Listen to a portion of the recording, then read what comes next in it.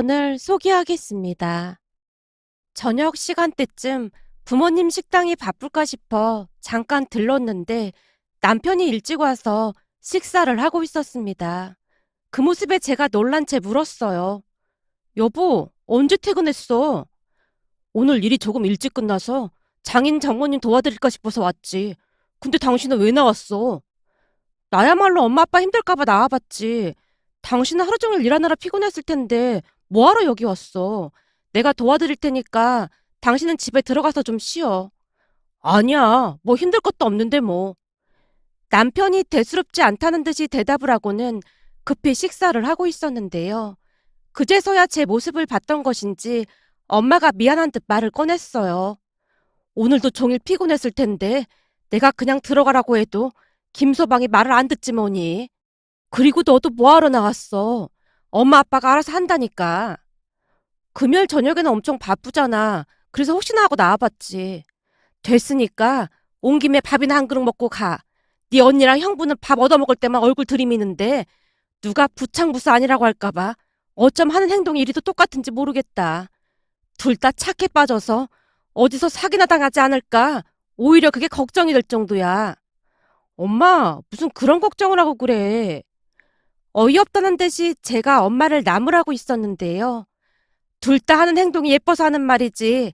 김서방 피곤할 텐데 밥 다 먹으면 얼른 같이 들어가.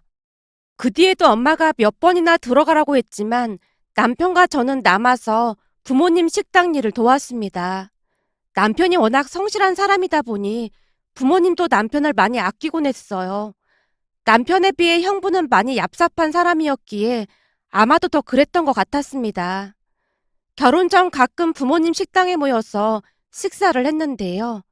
아무래도 평소 부모님이 많이 바쁘다 보니 식당에 찾아가야만 얼굴을 볼 수 있었으니까요.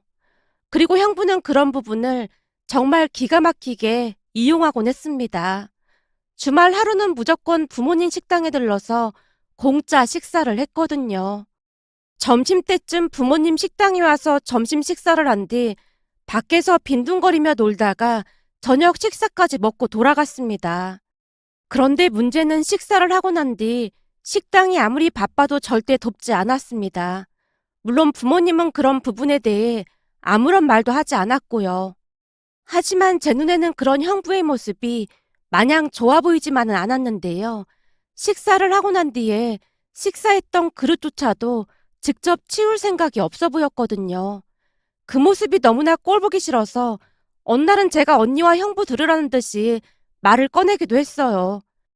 매주 밥도 공짜로 먹는데 그릇 정도는 치워야 하는 거 아닐까요? 가만 보면 처제는 쓸데없이 오지랖이 넓은 것 같더라. 생각해봐. 여기 식당에 일하는 사람들 있잖아. 장인 장모님이 비싼 돈 주고 고용한 종업원인데 당연히 그 사람들이 하는 게 맞는 거지. 왜 굳이 그런 사람들 일자리를 빼앗으려고 그래? 돈을 받았으면 받은 만큼 열심히 일을 해야 하는 거야. 거기다 장인 장모님께서 월급을 적게 주는 것도 아닌데 최대한 부려먹어야 할 거 아니야. 아니 다른 사람이 먹은 걸 치우라고 하는 것도 아니고 자신들이 먹은 것 정도는 치워야 하는 게 맞는 거죠. 제가 언니와 형부를 노려보고 있었더니 언니가 엉거주춤한 자세로 일어나서 그릇을 옮기는 모습이었습니다. 그런 언니에게 형부가 짜증스레 말을 했어요. 그냥 냅둬. 이런 거 자꾸 해주면 여기 일하는 종업원들 버릇만 나빠져서 안 돼. 형부는 굉장히 자기 중심적인 사람으로 이기심도 많은 그런 사람이었습니다. 그러던 중 남편과 제가 결혼을 했는데요.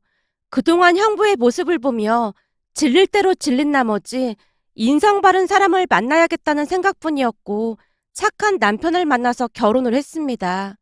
그랬으니 그동안 형부만 겪어봤던 부모님 입장에서는 남편이 더욱 예뻐 보일 수밖에요. 혹여나 부모님 식당에서 식사를 하게 되면 남편은 잠시도 가만히 있지 않고 분주하게 움직였으니까요. 그러던 어느 날, 그날도 역시나 부모님 가게에서 다 함께 식사를 하고 난 뒤 남편이 일어나서 그릇을 치우며 정리정돈을 하기 시작했는데요. 그 모습을 가만히 보고만 있던 형부가 비웃듯 말을 했어요. 역시 동서는 몸 쓰는 일을 해서 그런지 손이 엄청 빠르긴 하네. 형부, 그게 무슨 뜻이에요? 아니, 그렇잖아. 아무래도 동서가 막노동을 하다 보니까 식당 잡일 이런 것도 마냥 익숙한 거 아니냐 그런 말인 거지. 이래서 사람은 공부해야 하는 거야. 생각해봐. 이 몸 쓰는 일을 할 사람들은 천지에 널렸거든. 근데 나처럼 공무원 시험 붙는 건 하늘의 별 따기잖아. 공무원 시험에 딱 붙고 나니까 일도 편하고 얼마나 좋아. 형부, 이건 그냥 인성의 문제 아니겠어요? 공짜로 소고기 얻어먹었으면 최소한 이 정도는 해야 하는 게 맞는 거잖아요. 처제, 말은 똑바로 해야지. 우린 밥값 내겠다고 하는데 장인 장모님께서 안 받으시는 거잖아. 암튼 동서도 다시 공부해서 다른 일을 찾아봐. 그 막노동을 언제까지 할 수 있겠어? 그래봤자 구급공무원밖에 안 되면서 너무 뻐기는 거 아니에요? 형부의 예의 없는 태도에 저도 모르게 그 말이 툭 하고 튀어나왔는데요. 그 덕분에 형부가 더욱 흥분한 채 소리쳤습니다. 처제가 공무원 시험을 본 적이 없어서 잘 모르나 본데 이게 얼마나 힘든 일인지 알기나 해? 근데 그런 식으로 말을 하면 안 되는 거지. 제 친구는 한 2년 하니까 7급 공무원 붙던데요. 근데 형부는 4년 동안 준비하다가 안 돼서 9급 시험으로 바꿔서 본 거잖아요. 그래도 9급은 한 번에 붙었잖아. 형부가 자리에서 벌떡 일어난 채 제게 소리를 질렀고 아빠가 우리 둘을 말렸습니다. 됐어. 둘 다 그만해. 지금 뭐 하는 거야? 너는 형부한테 사과하고 자네도 둘째 사위한테 말 조심하게나. 우리 둘째 사위 직업이 어떻다고 허구한 날 걸고 넘어지고 난리야. 얼른 사과하게. 아빠의 말에 형부가 남편에게 억지로 사과를 하고는 식당을 나서고 있었습니다. 형부의 뒷모습을 노려보던 엄마가 조용히 중얼거렸고요. 암튼 하는 짓마다 밉상이야. 말 조심해. 그러다 들으면 어쩌려고 그래. 내가 뭐 틀린 말 했어? 그까짓 구급 공무원이 뭐라고 저러는 건지 내가 다 창피하다니까. 사실 우리 첫째 딸은 9급 한 1년 하고 붙었잖아. 7급이 아무리 어렵다고 해도 몇 년씩 해도 안 되는 건 본인도 딱히 내세울 것도 없다는 건데 왜 저러는 건지 당최 모르겠다니까. 엄마는 유난히도 형부를 마음에 들어하지 않는 모습이었어요. 물론 아빠도 마찬가지였고요. 문득 남편이 첫 인사를 오던 날이 생각나네요. 유난히도 다부진 남편의 모습을 보고 아빠가 물었어요. 딱 보니 엄청 부지런한 사람 같아 보이는구만. 아빠 그걸 어떻게 알았어? 이 사람 진짜 부지런하거든. 그런 부분이 아빠랑 많이 비슷하더라고. 조금이라도 아빠 눈에 들게 하기 위해 제가 아부까지 하고 있었는데요. 남편이 하는 일을 부모님이 못마땅해 하지는 않을까 걱정이 태산이었거든요. 잠시 후 아빠가 남편에게 다시 물었어요. 혹시 하는 일이 뭔가? 그러니까 직업 말일세. 네, 저는 현재 장판 시공 일을 하고 있습니다. 남편이 씩씩하게 대답을 하고 있었지만 역시나 부모님이 많이 놀란 듯해 보였는데요.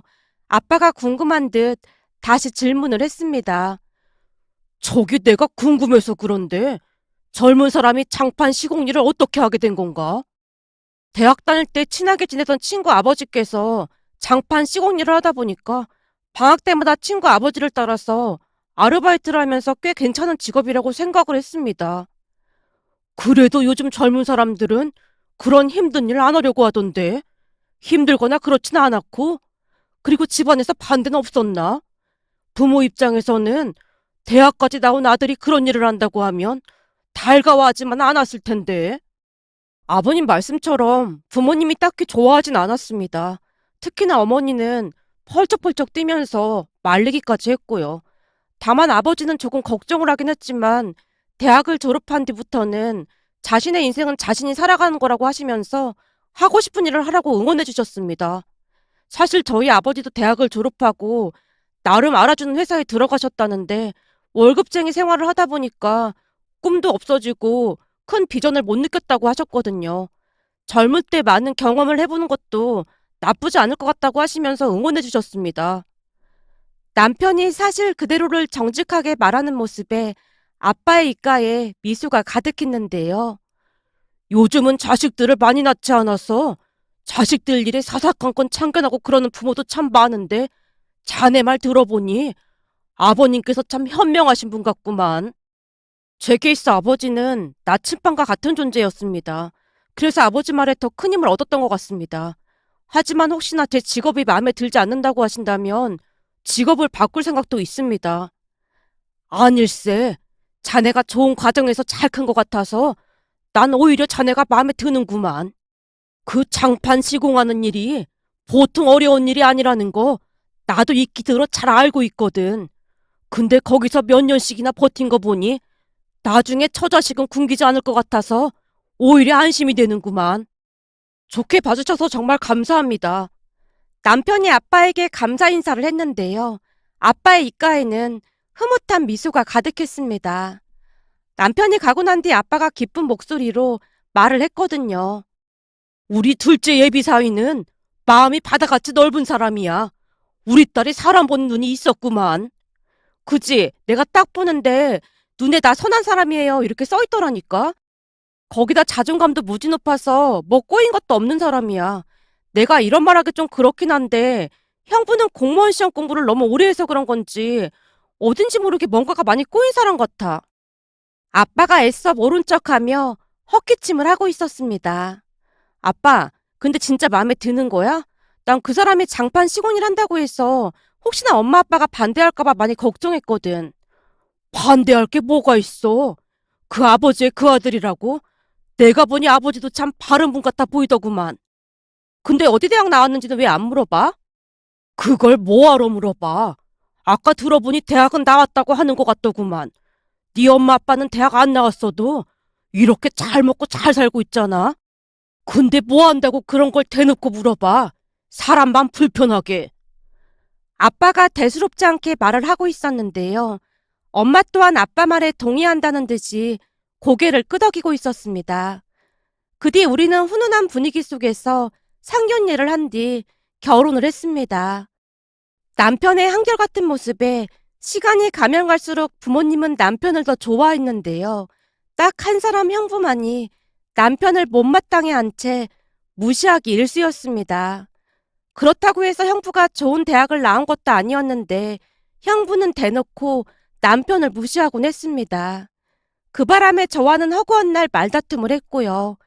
그날도 형부가 대놓고 남편에게 함부로 말을 했기에 제가 한 소리 했더니 한 달가량을 부모님 식당에 발길도 하지 않는 모습이었어요. 많이 소심한 형부는 화가 나거나 하면 며칠씩 입을 닫은 채 말을 하지 않거나 처가에 발걸음도 하지 않았으니까요. 그러던 어느 날은 아빠 생신을 맞이해서 오랜만에 형부가 모습을 드러냈는데요. 식사를 하는 내내 못마땅한 표정으로 앉아 있었기에 엄마가 언니와 형부에게 차가운 목소리로 말을 했어요. 자네 불편하면 그만 가봐도 되네. 평소에는 싫은 소리 한 번을 하지 않던 엄마가 단호하게 말을 하자 형부도 약간은 당황한 듯 눈치를 보는 모습이었어요. 하지만 이미 기분이 상할 대로 상한 엄마의 표정은 말이 아니었습니다. 잠시 후 식사를 하고 다 같이 앉아서 TV를 보고 있었는데요. TV 프로그램을 고르던 형부가 갑자기 채널을 멈추고는 말했어요. 도전 골든벨하네요. 우리 심심한데 같이 풀어볼까요? 저 프로그램이 고등학교를 찾아다니면서 퀴즈를 푸는 건데 나름 재밌더라고요. 장모님 퀴즈 프로 좋아하시잖아요. 그렇긴 하지. 근데 난 낱말 맞추기 그런 걸 좋아하는 거지. 저렇게 어려운 걸 우리가 어떻게 풀어? 그래도 같이 해봐요. 엄청 재미있을 것 같아요. 동서가 문제 풀기에는 조금 힘들긴 하겠지만 한번 잘 맞춰봐. 역시나 형부가 도발하듯 남편에게 말하고 있었는데 여유로운 표정을 짓던 남편이 조용히 입을 뗐어요. 그럼 그럴까요? 오늘 형님이랑 저랑 시합 한번 해보는 건 어떨까요? 뭐? 동서랑 나랑 시합을 해보자고? 왜? 뭐로 할까요? 가족 모두 제주도 여행 가는 비행기 티켓이랑 호텔 비용 내기 어떨까요? 뭐? 제주도? 돈이 꽤 들 텐데 괜찮겠어? 저는 괜찮은데 형님이야말로 괜찮으시겠어요? 뭐? 설마 동서가 날 걱정하는 거야? 이래봬도 내가 공무원 합격한 사람인데 저런 문제는 식은죽 먹기거든. 내가 공무원 시험 준비하면서 본 문제만 해도 어마어마해. 내 걱정은 하지 말고 자네 걱정이나 해. 장판 까느라 바쁜데 책은 좀 봤나 모르겠네. 그나저나 나중에 딴소리하기 없기야. 여기 증인도 엄청 많으니까. 장인 장모님, 동서 덕분에 우리 공짜로 제주도 여행 가게 생겼네요. 시작하기도 전에 형부가 마치 다 이긴 것 마냥 거드름을 피워대고 있었습니다. 그 모습에 남편은 그저 미소를 짓고 있을 뿐이었고요. 곧 퀴즈가 시작되었고 형부가 남편을 잔뜩 깔본 채 문제에 집중을 하고 있었는데요. 잠시 뒤 충격적인 일이 일어났습니다. 문제가 나오는 족족 남편이 한 문제도 틀리지 않고 정확하게 맞췄거든요. 그 바람에 형부뿐만 아니라 가족들이 믿을 수 없다는 표정으로 남편을 바라보고 있었는데요. 급기야는 마지막 골든벨을 울리는 문제마저도 크게 어렵지 않다는 듯이 단숨에 정답을 맞췄습니다. 그러니까 그날 도전 골든벨에 마지막으로 남은 최후의 1인조차도 문제가 어려워 골든벨을 올리지 못했는데 남편이 거침없이 정답을 맞췄고 골든벨을 울렸던 겁니다. 그에 비해 형부는 몇 문제 맞추지도 못한 채 뭐 씹은 듯한 표정으로 앉아 있었고요. 한마디로 그날 시합은 남편의 완승으로 끝이 났습니다. 완벽하게 이긴 남편이 형부를 보며 한마디를 날렸는데요.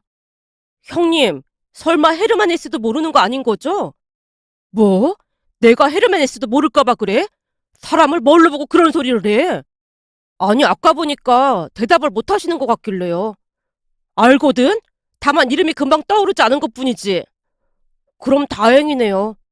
순간 남편의 한쪽 입꼬리가 살짝 올라가 있었는데요. 형부가 도저히 이해가 안 된다는 표정으로 남편에게 물었어요. 동서 장판이나 까는 사람이 어떻게 이런 걸 다 맞출 수가 있어? 대체 정체가 뭐야? 형부, 우리 남편이 이래봬도 연세대 나왔거든요. 뭐? 연세대? 그게 정말이야? 뻥이지. 동서 그런 걸로 사기치고 결혼하면 사기 결혼인 거야. 순간 가족들이 침을 꼴깍 삼킨 채 남편의 입만 뚫어져라 바라보고 있었는데요. 남편이 입가에 미소를 머금은 채 쑥스러운 듯 대답했습니다. 연대 경영학과 졸업한 거 맞습니다. 뭐? 진짜야? 이 사람 이거 진짜 큰일 나겠네. 어디서 그런 거짓말을 하고 있어? 연세대 졸업하고 장판이나 깔고 있다는 게 말이나 되는 소리야? 조사하면 다 나오니까 거짓말할 생각하지 말고 바른 대로 말해. 형부가 삿대질까지 하면서 남편을 압박하고 있었습니다. 형부, 저도 그동안 남편 대학 동기들도 만나고 그랬어요. 우리 남편이 무슨 득이 될 게 있다고 그런 거짓말을 하겠어요? 그럼 진짜 연대를 나왔단 말이야? 근데 왜 그렇게 살고 있어? 아무리 생각해봐도 말이 안 되는 거잖아. 형부가 잘 모르나 본데 이 사람 연봉이 1억도 훨씬 넘어요. 제 입에서 1억이라는 말이 나오자마자 형부의 얼굴이 급격하게 굳어져 있었습니다. 뭐? 1억? 아니 그까짓 일에서 1억을 넘게 번다는 게 말이 다 되는 소리야? 그래서 제가 대기업도 포기하고 이 일을 배운 겁니다.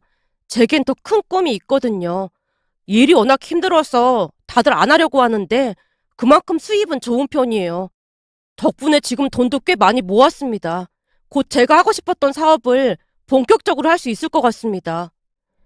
남편이 대답을 하고 있었는데 형부가 정신줄을 놓은 사람 마냥 멍이 앉아있는 모습이었어요. 그 모습에 엄마가 남편에게 다시 물었습니다. 세상에나 그런 명문대를 나왔는데 그동안 왜 말을 안 한 거야? 장인 장모님께서 딱히 물어보신 적도 없으셨고 명문대 나와서 왜 그런 일을 하냐고 묻는 사람들이 너무 많더라고요. 거기다 이상한 시선으로 바라봐서 일부러 말하고 다니진 않습니다. 딱히 자랑할 만한 것도 아니고요.